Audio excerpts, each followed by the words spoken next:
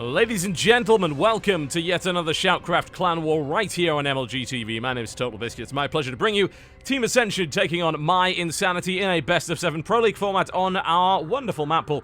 And as you may have noticed, we're experimenting with 1080p streaming today. So you may see some artifacting and things like that. We're trying to figure out if it's possible on my internet connection to do 1080p at decent quality. So if there are any problems today, we do apologize for that, but every attempt to improve is probably going to run across some sort of technical hitch. Hopefully things will work out well, give you a little bit of a better view experience one way or the other. This is the lineup for today. As you can see, we're going to be starting off on Legacy of the Void on Orbital Shipyard between Bones and Winter.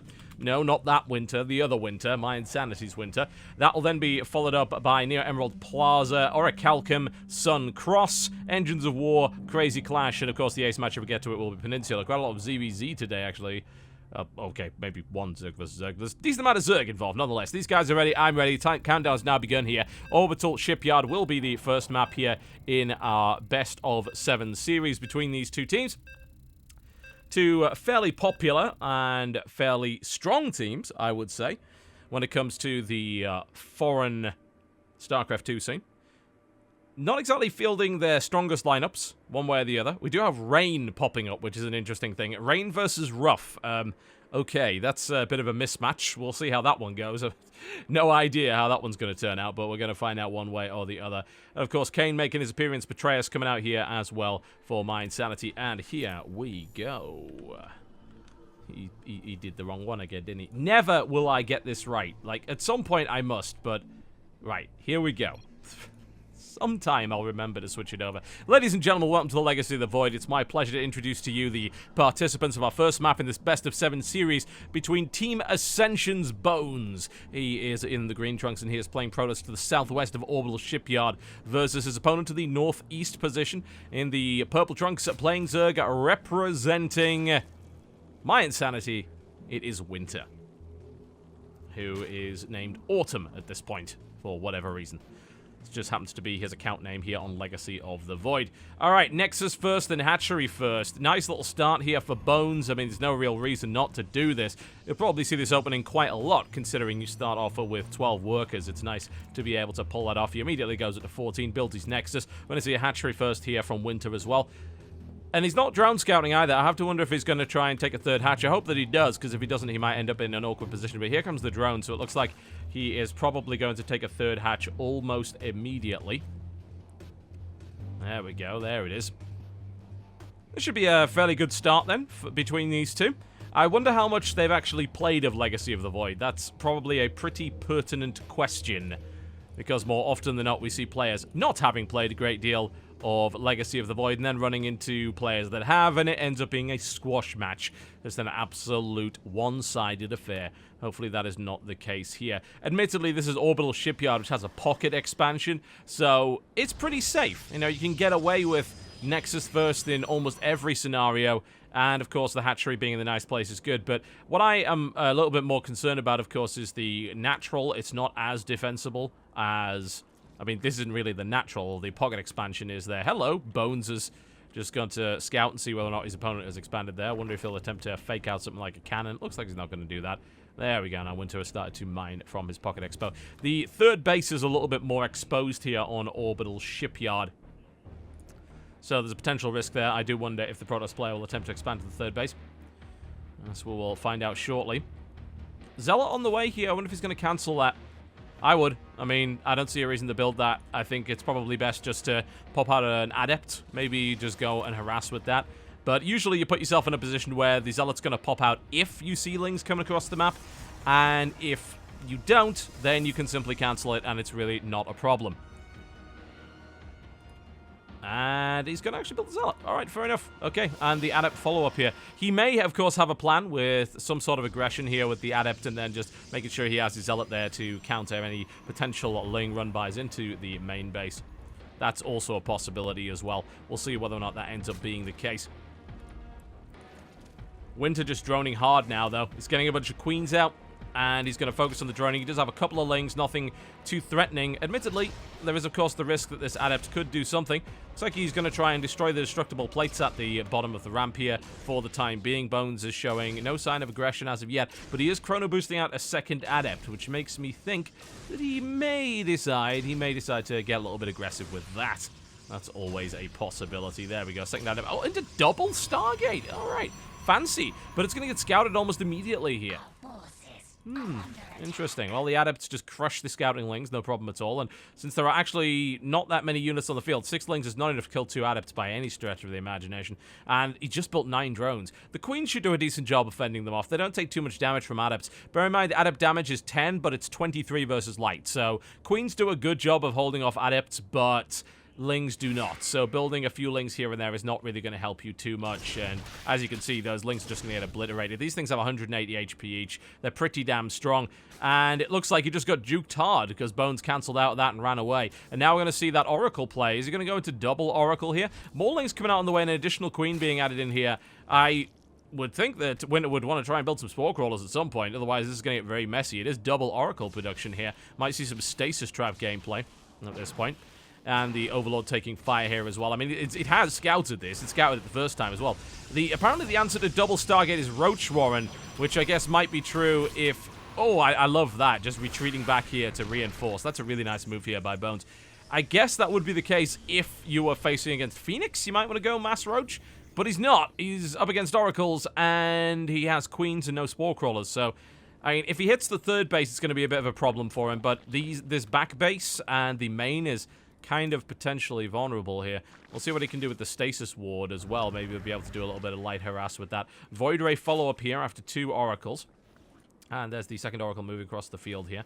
So that pocket expansion is potentially open to attack. We're still seeing no Spore Crawlers coming out, so if Bones decides to do some damage here, he's going to be able to gut most of that mineral line without too much of a problem. He's going to sweep around right to the main here, and that is going to be a few dead drones, no doubt about that. Takes out 4, 5, 6, 7. There's a lot of lings prepared to go in here. There's a couple of adepts backing this up. I do wonder if this wall is going to hold. I think it should. You know, with the adepts firing there, they should be able to kill lings very, very quickly. Look at the amount of drones that are being slaughtered here. Great moves. Bones takes 7 there, and 9 with the other Oracle here as well. And there's also now a Void Ray on the field. Double Void Ray, in fact. Fleet Beacon being added in as well. Interesting. Interesting. Early Fleet Beacon. Tempest, maybe? Hard to say what that's all about. Yes, we will find out. Void Ray has been charged and is being used to obliterate a few Overlords for free here and there. And Lynx are just now kind of backing off. Big drone production coming in here as well from the Zerg player. Just trying to catch back up in terms of economy. And so far, so good here for Bones. Nothing to really worry about. I mean, hell, why not? He's thinking about maybe going for those Lings. I think I'd kill some more drones here. There are some spores now on the way. And a Hydra Den is being added in as well. So that's not too shabby either. I'm still wondering what this Fleet Beacon's for. I mean, is it going to be Phoenix with Anion Pulse Crystal? Or is it going to be Production Tempest? It could also be Carrier, which would be unusual but not impossible. Void Rays are starting to obliterate the Roaches nice and easy here. And more Void Rays on the field here as well. I mean, these Lings don't stand a chance of getting through into this 2-base setup here. So we're going to have to see something a little bit fancy coming out of Winter at this point. It is Carrier production. Yes. Absolutely lovely. Everyone gets a treat tonight as we see some carriers. Lurker Den coming out here. Lurkers are not a counter to carriers, so it's kind of surprising that he continues to build stuff that doesn't shoot air. I mean, Hydralisks will, but there's not enough Hydras here, in my honest opinion. 2 Oracles and 4 Void Rays will kill 8 Hydras without too much of a problem, especially when backed up with a Mothership Core. This is going to get very interesting. We've got a full Sky Toss setup here. Stasis Ward being placed down, as you can see. It's going to be interesting. And of course, these and there's another Stasis Ward being built here as well. And that has been activated immediately to deal with that Hydra Den. Pop goes the Weasel. Down goes a 4th base. Destroyed quite easily. And the recall. So a little bit of guerrilla air action coming out of these guys. And Bones now has a pretty significant army that can easily repulse this Zergling run by. So we're going to see an entrenched Zerg player, most likely with Lurkers. But he's going to be going up against carriers. I mean, it's...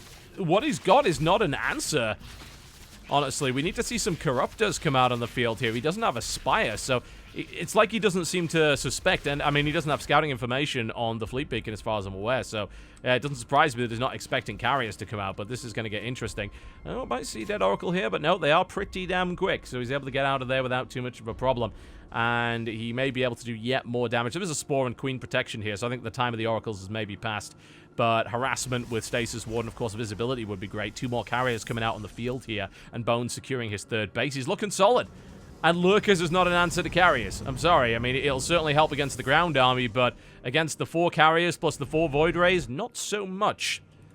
Lurkers have now been scouted quite nicely here with the Oracles using their Envision just to check on that. It's like, oh, you got Lurkers, great, that's lovely. We now have visibility on you because that's how Envision currently works. And hello, we have carriers. Time for you to leave. Bones says absolutely not. The Spire is on the way. This is a perfect opportunity for Bones to attack. I really hope he goes now. There's no Spire up for the next 70 seconds. So he's basically got 2 minutes of no Corruptors. This is an ideal opportunity. And even if some Corruptors do come out, the strength of these Void Rays is going to be fantastic. And we see Winter, putting his tail between his legs and running right back to his 3rd base, attempting to defend. And the Lurkers will help, but I mean, he's got vision on him. He can pop him, and he's going to go for it right now. Void Rays have been charged, and here it goes. The Lurker's going to do significant damage to the ground army. That's going to get melted almost immediately. Are there enough interceptors to gun down these Hydras? It's certainly looking like it. Stasis Ward goes off as well, eliminating the ability of the Hydras to even respond, and he just walks right past them, because why not? He just Stasis Ward half the army. Lovely moves here by Bones, who's moving in and trying to take out the remainder of the Hydras. Picks off a couple for free. Takes out some Hydras and some Queens here as well. And this Air Toss army is looking fantastic. The 3rd base under a great deal of threat here as Bones continues to power through. He has a powerful army, but of course his opponent does have a significant lead in supply, but most of that is in workers, and if he can't translate that into things which kill carriers, which so far he's not able to do, he's going to be in a bit of trouble. He's got a lot of Queens out, though. He's got 7, and the Adepts come to... Oh my god, look at how brutal that is. The Hydras die so fast to the Adepts. There's the Envision going down, meaning the Lurkers don't get the chance to do too much either. The charged Void Rays will destroy them quite easily, but the Queen support on the ground, he's running out of interceptors. The Adepts continue to fight, but there's still Lurkers around here, and Adepts don't do too well against Queens. And suddenly, with all the interceptors dead, the carriers are left essentially worthless, and it looks like Winter is able to repulse the Skytoss army. Oh my. Oh my, and the Adepts are going to die here as well by the looks of it, and suddenly things have turned around, and a base will die on the way out here by the looks of it. Interceptors have...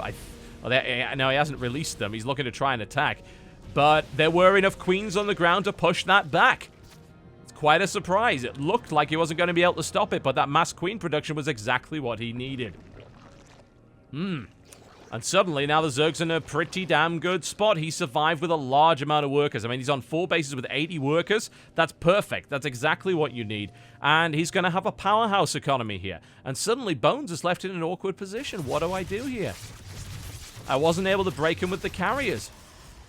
He's got more carriers on the way, but bear in mind it takes a while to rebuild those interceptors. He's going for the +2 air upgrade. I like that. I would actually like to see him maybe think about air armor or maybe the shield upgrade to make sure those interceptors don't die quite as quickly. Carriers are making their way back across, and they're going to be defending the 3rd base here. He's also building a large number of Adepts. There's that shield upgrade that we were talking about there. That's actually the shield upgrade for the Adepts, which I think is a good choice. 50 HP on Adepts, that makes them very, very tough ground units. They're so effective against Hydras. Very, very effective. He's warping in large numbers of Zealots here as well at the front, but this... Look at this! There are 17 Queens in this army. 17 Queens. That is a lot of stuff. I mean, that is the biggest anti-air army I've ever seen. I actually kind of hope that he stops building carriers, because this is starting to get to a really awkward position where, I mean, with 17 Queens, you need a strong ground army. I mean, we need to see some Zealots. We need to see... I think, like, what would you use? I mean, probably Zealot Stalker and certainly Sentries, I think. He's able to pick off yet another base here, but the Adepts, while really good against the Hydras, are not going to be so good against the Queens, and this is a very slow-moving army, but it's on its way, and it's about to knock on the 3rd base, and I don't know if the Protoss player can hold. I don't think he's got enough. He's invested most of what he's got in carriers, and that's not going to work. Not anymore. Like, he didn't quite... managed to do the job, and now there's 19 Queens marching across the map, and suddenly Winter is about to melt the 3rd base, and yeah, even with 56 interceptors, I am very worried. The shield upgrade is about to kick in here for the Adepts, which is certainly going to help, but look at the number of units he's got. Look at the number of queens. And, of course, where's the detection? He has one observer, and that observer almost went down there. I think he's got some detection on the lurkers there, but look at how quickly the interceptors are getting felled. He's not able to go in there. Great transfusers here from Winter. This army's not going to do the job, I don't think. Interceptors are being released. Down goes the Mothership Core. Zealots are in the mix, but they're dying almost immediately to the lurkers. And it looks like the Zerg player has the Protoss player's number here. So many queens. So many queens. Most of the Hydras do get killed off, but with 19 queens and no way to kill them, it looks like we're going to see one dead Protoss. An attempt to go Sky Toss looked good for a while, but mass queen production and a really strong economy here from the Zerg player results in a GG. And mYinsanity's Winter picks up the first game in this best of 7 series. Well, that worked. Ha! We don't see games like that all that often, but it did the job. Hey, if you want to kill carriers, apparently build like 19 queens and a bunch of Hydralisks. That is the way to go about it. Nice play there by mYinsanity's Winter. Fantastic. Bones was looking strong there for a while. Looked like that timing might have destroyed the Zerg player entirely, but it just didn't quite do the job. Quite the surprise. All right, folks. We'll be back after the break with the next game in our best of 7 series. We're going right back to Heart of the Swarm. And our next game will be Ariam versus Savior. No, not that Savior. On Neo Emerald Plaza. Don't go anywhere.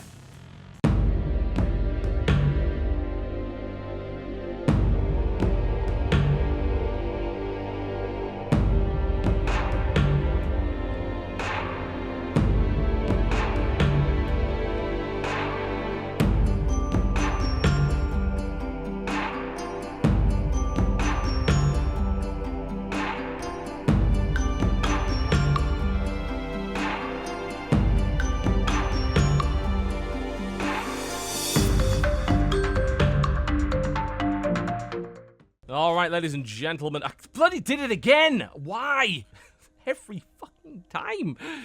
Alright, ladies and gentlemen, welcome to Neo Emerald Plaza. To the northeast position we have from Team Ascension in the orange trunks playing Zerg. It is Savior, who is a young Norwegian Zerg player. Versus his opponent to the southwest position, one of the more promising foreign talents at the moment, one of the younger ones as well, in the purple trunks of mYinsanity playing Protoss. It is Ariam. Alright then. Let's see how this one goes. Near Emerald Plaza, one of the more standard maps in the map pool, usually results in some fairly standard games, one way or the other. We certainly did not have a standard HOTS game. It was a good start. Certainly, I hope that we see some more wild stuff like that. But a strong start there for mYinsanity. And I think they should be able to follow it up here with Ariam as well. I haven't seen Savior play. Ariam I have seen play quite a bit. He's one of the stronger North American Protoss, so I have a feeling that this could end up going mYinsanity's way. And of course, if you've seen the lineup, you also got to see that Rain will take on Ruff. Now, unless Rain is asleep, he should have an advantage there. I'm not taking away from Ruff, but it's Rain. Rain, as in the Korean Rain. It's Rain! Kesper Champion Rain, that guy. He's pretty good. So I hope that Ruff has got some significant shenanigans prepared for that. Alright. Here's a scout coming out here from Ariam. Wants to see what he can see. It's going to be a hatchery first here from Savior. We'll go to gateway first from Ariam. So this hatchery first. Pretty safe. Nothing really to worry about there. Unless it was a forge going down, which it is not, then you can get away with hatchery first against the gateway first without too much of a problem. And Ariam's probably not even going to try and pressure. He may decide to go for that good old Zealot Stalker Mothership Core pressure, but outside of that, he's most likely not even going to build anything. He can use the probe to keep an eye on what's going on. He knows that the spawning pool is very much delayed, so he doesn't need to build a Zealot. He'll probably do the same thing that you saw in previous matchups where the Zealot gets built, but then cancelled if he knows there's nothing coming. A little bit of a scout here from Savior. Just wants to see if it was a Nexus first, and of course it's not. Doesn't want to move into the base because he knows if he does that, he's likely to lose that Overlord to a Stalker coming out. It just happens to be the timing. In the meantime, we've got a drone coming out, and we're going to see a third base coming out of here from Savior. This is greedy. Oh! Ooh, Ariam. One base Robo. Interesting. And I think this third base is not going to pay off here for Xavier, because that is a one-base robo. You generally don't see that. What do you do with a one-base robo? Well, usually it's for a warp prism. But it could also be for some kind of weird immortal push. Probably a warp prism.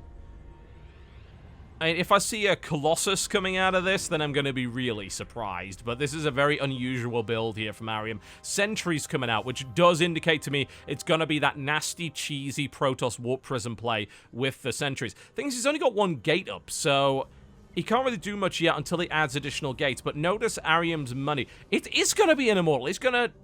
I actually don't know what he's going to do. Is this going to be an immortal followed by a warp prism? I mean, that would be really the only thing that makes sense. You don't go immortal and then just walk the immortal across the map. It gives your opponent too much time to build counters to that. If you put it in the warp prism, on the other hand, that gets interesting. And again, Xavier checks and it's like, what are you doing? Why don't you have an expansion yet? In fact, I think he is actually... You'll notice the Ling scouting in various positions. He's thinking, do you have, like, a hidden expansion somewhere? What's going on? There's that Warp Prism. Spine's coming down here for Xavier, but that won't help him. This double spine at the front isn't going to help because that Warp Prism's going into the main. So, this is going to get really interesting. A lot of Lings, of course, will be very helpful, but... This looks like it is going to be that trick. We've got double sentry, so he's going to build an immortal. He's going to bring some sentries along. He's going to most likely drop force fields to block off the reinforcements, and then he's going to bust things with immortals. So let's see what he does. There you go. Double pickup here from the sentries. He's going to have to get another sentry up here pretty quickly. I think he's going to wall himself in, actually. Looks quite likely. Lings are on the way. They're slow Lings, but... They're making their way into the base. He's going to have to wall himself up. There we go. He's got the sentry in place, so he can put down the force field to make sure that doesn't happen. But now the warp prism's on its way, and it hasn't been seen. Roach Warren on the way. Double Spore Crawler coming down. Like, you can see that Xavier has no idea what's coming. And this is going to sting. Yeah, I'm pretty sure that Overlord didn't see it either. So this is going to be really, really hard to stop because Xavier just doesn't have a way to do it. Sentries have been put into play, and there's a warp in of Zealot, and suddenly, hi! Action time! Zealot's being warped into the main base. And there's the force field. Just missing it there, but still good enough here for Ariam. And these drones will not escape. The Lings can't get in either. Lings being brought back as a reinforcement. Good drone surround, though. He is going to lose that sentry. He throws down one additional force field. Nice save on the sentry here. But... Oh, he's warping an additional sentry. Will he be able to get that force field up in time? Yes, he will. So he's going to... I mean, look at the amount of damage he's done. He's killed 15 workers up to this point. He's got to keep killing them, though. He's got to kill his opponent with this, because this is a one-base play. The Immortal is smashing this hatchery down. And is there any force field energy? Oh, there's going to be in a couple of seconds. We're going to see a force field coming out of Ariam momentarily. He's warping in yet another sentry. So everything is there. And there's the hot pickup from Ariam. Lovely play here with the Warp Prism. And down goes the hatchery. But the Immortal gets surrounded. That was actually really sloppy there. Ariam lost most of the hit points there on that Immortal. That shouldn't have actually happened, but it doesn't matter. There's the GG. Ariam with the one-base Warp Prism play. Super cheesy. Did the job. Very well prepared build there from Ariam. Executed mostly flawlessly, with the except. I don't think it really mattered by that point, but, you know, come on. Losing so many HP to Broodlings, that doesn't seem like a good idea. All right, folks, quick break, and then we're going into the next map, which will be on Orichalcum. It is going to be Rain taking on Ruff. Because, of course, it is. You're watching SHOUTCraft Clan Wars, brought to you by MLG TV. Current score is 2-0 in favor of mYinsanity. Don't go anywhere.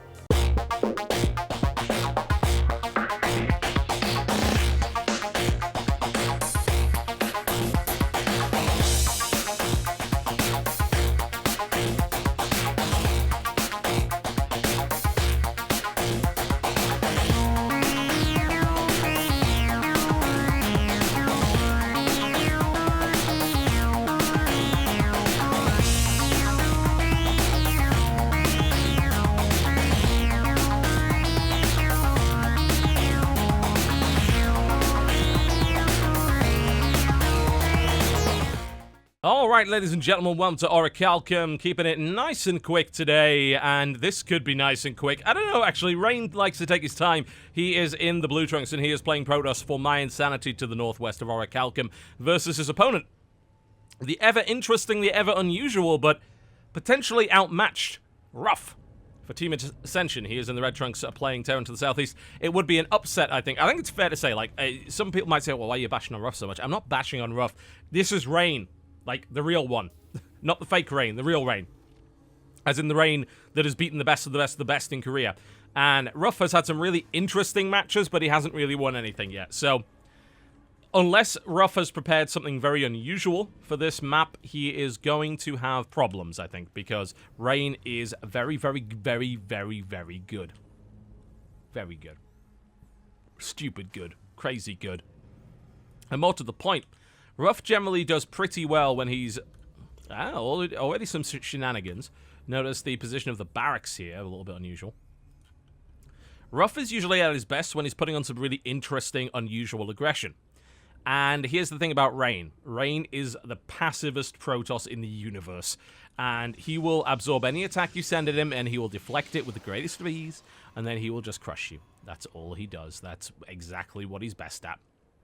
So, I am a little concerned here for Ruff. I think it's fair to say that this will be a difficult match for him.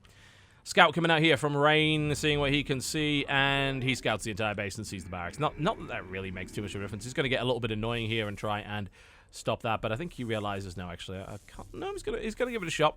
Yeah, that's not going to get anything done, but I pretty much finished on time. Unusual position here, certainly for the barracks, no doubt about that. It's going to be very difficult to re-scout, I think. I think he realized, oh yeah, you're going to see that, but will you see the factory that's over here? Which indicates to me he's going to do a swap around. He'll probably put a single Marine out. What on earth? Okay. Alright, Ruff. Let's see what you got. So Ruff is actually moving his barracks across and putting it in a very unusual position and putting a reactor on it. Which indicates, of course, he wants to build something from that. And what is this build? Well, it's a Ruff build is what it is. Very interesting. Alright, well, Rain's going to do so far so standard as Rain always does. Going to open up with the gateway into Cybercore, into Expansion. I'm trying to think what you could make out of this. Well, obviously... is he? Is he? Why? Oh, well, I mean, it's not scoutable.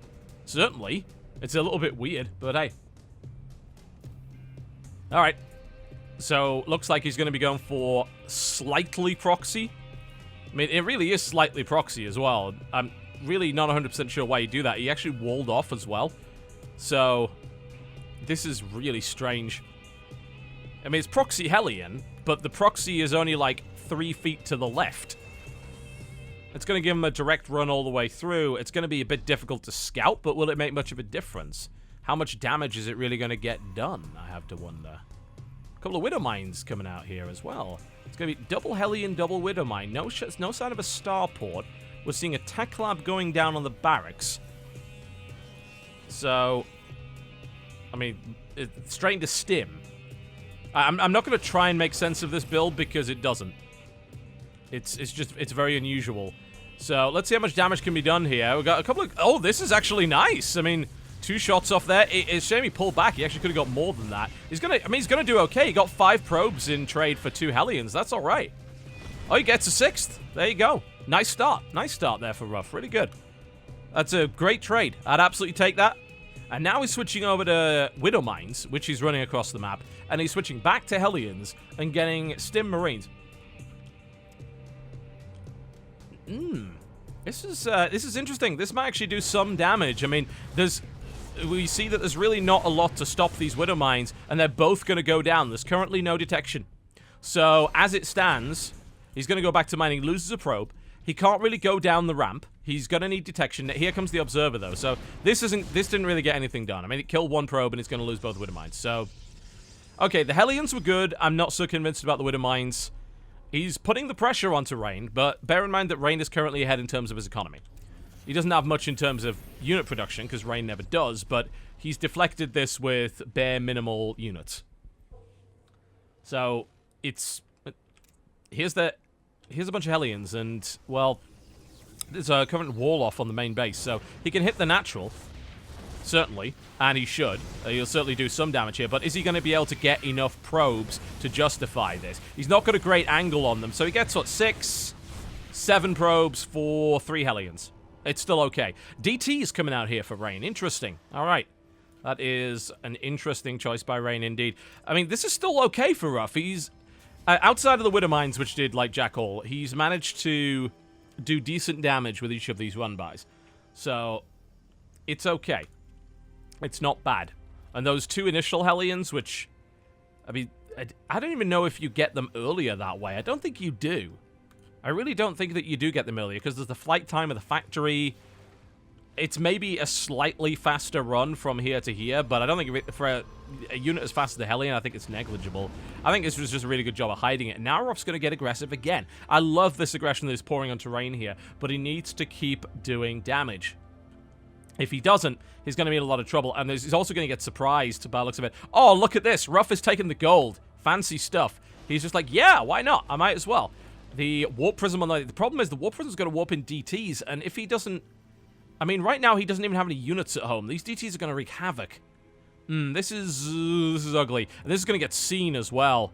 Yeah, and I think he confirms the observer saw it there. There's the stim coming out. He needs to get through, and there's a quick lift, and Ruff gets the hell out of there. But this is the problem he's going to have, because DTs are warping in, and he does have scan energy right now, but it's only one at a time here for Rain. He's just like, yeah, I'm going to warp into Dark Templar, and now I'm going to be a huge pain in the ass. And he's like, yeah, why not? And this is definitely going to do damage here. There's the scan. He locks in the DT, but he is going to lose some units in the process here, trying to deal with it. There's a Widow Mine placed directly beneath the Warp Prism. Warp Prism actually gets killed, but the Dark Templar continuing to do some damage here. 7 workers killed by the DT, but the Warp Prism was lost, the DT's lost, and this one will eventually die as well. But it is forcing Ruff to reconsider his options. And this is a very, very risky medevac here. I mean, he's got basically no health on this medevac whatsoever. A couple of shots will take that down. Another DT being warped in somewhere. That's actually being warped in defensively. Here's the thing, though. This gold base hasn't been scouted yet, so Ruff's not in the worst position ever. He's got to deal with that DT, though. The DT's now killed 2 supply depots and is going to do even more. And there's a significant lead for Rain in terms of the number of units he's got. There's the stim going forward. There's 2 Immortals in the mix, though, and lovely control here by Rain. Saves the Immortal, no problem at all, and that drop gets obliterated, no problem whatsoever. And this is a problem because Ruff has not managed to put workers on this gold base. Like, if he'd managed to saturate this gold base early, then this might work, but Rain is just swatting these attacks away now, and he's getting a good economic position. So I'm liking Rain's chances here. It was some nice, good aggression, but look at this. 22 SCVs to 43 probes. Rain has a superior economy, superior tech, and is in a great position. And that attack in particular from Ruff got nothing done. So I'm a bit concerned. I mean, what's this drop going to get done? It's maybe going to kill the pylon, but at the loss of everything. I mean, yeah, he should. And now he's just getting out, then he loses all of his units. So that unfortunately doesn't do much. At least he's managed to transfer some workers over to this gold base. But with the massive difference in economy, I don't think the gold base is going to do the job. I mean, you can clearly see with the stats here as to who's ahead. And it's just going to be a case of Rain building up an army and just rolling over Ruff at this point. The early aggression just did not do the job. Unfortunate. It was fancy, but Rain's setting up for the attack. You can tell he's placing his pylon down and he's going to start moving out. And the DT gets in as well. So that's going to do some damage here. And he's waiting for the army to leave, and then the DT is just going to go ravage that mineral line. Or maybe kill add-ons, which is also a good idea. I like that. Yeah, just take out the add-ons. Prevent it from building marauders. That's always good. Army size is in favor of Rain here quite significantly. We've got a supply block here for Ruff, and he's not even started building anything to alleviate it. I don't think he can even supply drop either. Oh, pylon going right down the gold base. Ruff scouted it, and this is going to be the final attack here for Ruff, I think, and I don't think he's got the units for it. Unless he gets a great Widow Mine hit, I do not see this going well, and there's already an observer in position. Rain's got everything set up, and Rain's played this out pretty damn well. Second Widow Mine shot is a good one, but it's not going to be good enough. There's too many units here for the Protoss player. The stim comes in, but the Stalkers easily swat away the remaining forces of Ruff, and he's getting out of there, but I don't see it happening. There's a DT now right there, just killing workers, and I think it's time for Rain to march across the map and end this. Well, we did say it was going to be a little bit of a mismatch. This DT's just been sitting here. I think it's been killing off reinforcements, actually. And in fact, it could. If he actually drops his units right there, yeah, he's going to start losing units left, right, and center because of this DT. There we go. There's the scan for it. But look at that. We've got all sorts of nasty things just marching right into Ruff's base. And Rain just puts on a clinic. I mean, it's no doubt. And did you expect anything else?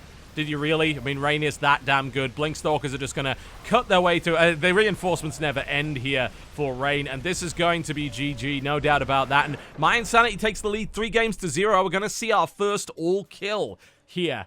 We might. I mean, we've been doing Clan Wars for a couple of months. We've never had an all-kill yet, and it's looking like we might get one right now. I guess we'll find out after the break, folks. Can we see a comeback here for Ascension? Because they are in a bad way right now. The next matchup, oh, that's rough. Kamer is going to have to go up against Kane in a Zerg versus Terran. Kane is a monster in this matchup. This could very well be our first all kill. We'll find out after the break, folks. You're watching SHOUTCraft Clan Wars, brought to you by MLG TV. Please do remember to click the follow button on the MLG TV page. That will alert you to the next Clan War as it goes live. And it will also pop up a notification on your smart device if you install the MLG TV app on your phone or your tablet. We'll be right back after the break, folks. Don't go anywhere.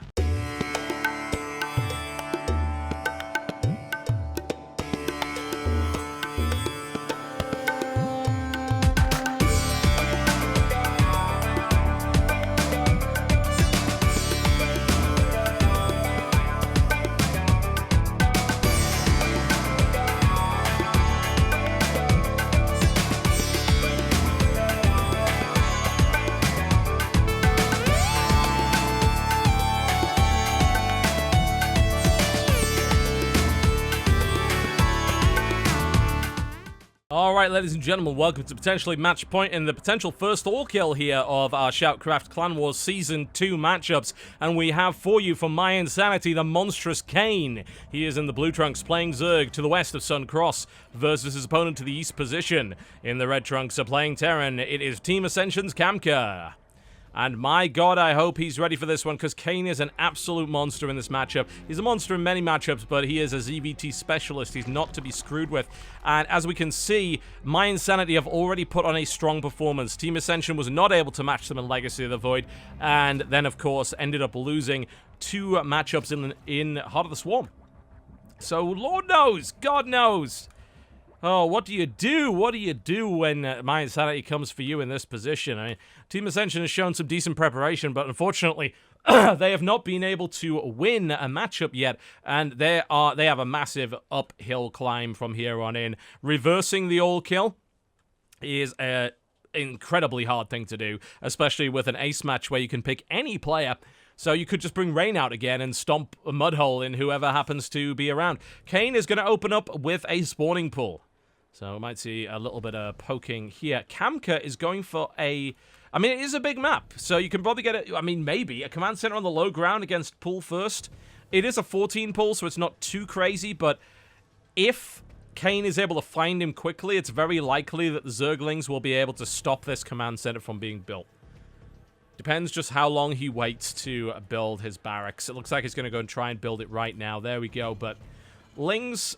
Can they make it? Yes, they can. They can get across this map and start to kill the SCV, assuming he finds his opponent, and he will. He's about to find him. If he starts building Lings immediately, he's in a great spot. He builds 6 immediately. He sees him, and he sees the barracks timing. That should be all he needs to know, except for the fact that he doesn't actually know where the CC is. Is it on the low ground? Is it on the high ground? He's going to go and have a look. He knows he can safely do that. If he sees that, he's going to send the Lings across the map, and it looks like it's going to be very, very close to call. Those Lings may not make it there. Looks like that CC might just finish on time. Looks like I was wrong. The distance of the map allows for the CC to finish. The Lings will not make it on time from a 14 pull. They will be able to cause some havoc because this wall-off isn't complete, and we're actually seeing a supply... there we go. Kamer's supply block just cleared up. And, oh, he's trying to bunker off here. This is a bad idea. These Lings are going to get in. Uh-oh. That's not good. Lings make their way right into the main base. He's actually going for the barracks, which is... I don't know why he's doing that. And now he's going for the SCVs. Let's see how good Kane's control is. He sends a single link to stop that bunker, but already economic damage being done to Kamer. And Kane is giving him the runaround here. And he's forced Kamer to pull everything off the line already, so this is nasty. Fresh Ling comes in behind that as well. There is a Marine in the mix. 4 workers killed. Still only 1 Ling down. Look at the control of Kane. This is precision work. Scalpel work here. There is now a second Marine out, so he should be able to repulse this. But, I mean, oh. Losing 5 SCVs, losing that much mining time already, that's not a great start. Not a great start at all, and Kane is going to take full advantage of that. Yeah, it doesn't kill Kamer, but it puts Kamer behind. There's no doubt.